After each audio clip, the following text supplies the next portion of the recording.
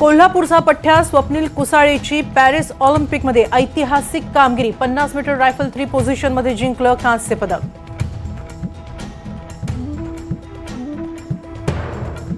बहात्तर वर्षांनंतर महाराष्ट्राला पहिलं वैयक्तिक पदक। कोल्हापूरच्या स्वप्नील कुसाळेचं खाशाबा जाधवांच्या पावलावर यशस्वी पाऊल।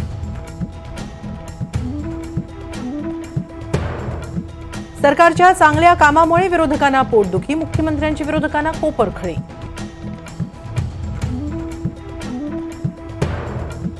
केरळच्या वायनाडमध्ये भूस्खलन स्थळी राहुल गांधी आणि प्रियंका गांधी यांची भेट। भूस्खलन स्थळावरून पाहणी करून परिस्थितीचा घेतला आढावा।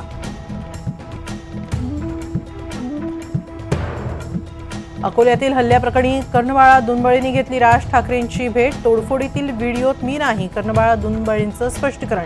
तर मिटकरींचं पोलीस अधीक्षक कार्यालयाबाहेर आंदोलन, दुनबळेंवर कारवाईची मागणी।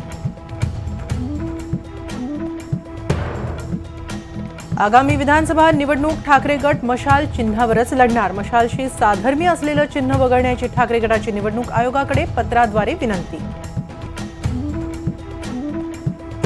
दिल्लीत मुसळधार पावसामुळे नव्या संसदेत गळती, काँग्रेसकडून व्हिडिओ ट्विट। देशातील बांधकामांद्वारे कमिशनखोरी सुरू, राऊतांचा आरोप।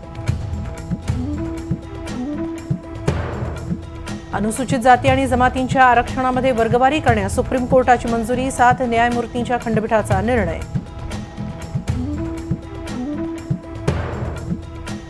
IAS अधिकारी पूजा खेडकरांच्या अटकपूर्व जामीन अर्जावर आज फैसला। पतियाळा कोर्ट निर्णय देणार, तर UPSC कडून पूजा यांची उमेदवारी रद्द।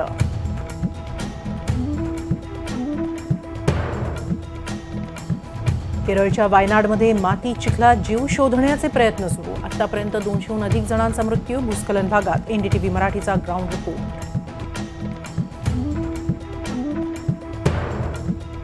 हिमाचल प्रदेशमध्ये ढगफुटी, केदारनाथ शिमल्यात पूर, 2 जिल्ह्यातील 30 लोक गेले वाहून, एकाचा मृत्यू। मंडीतही पुराचा मोठा फटका।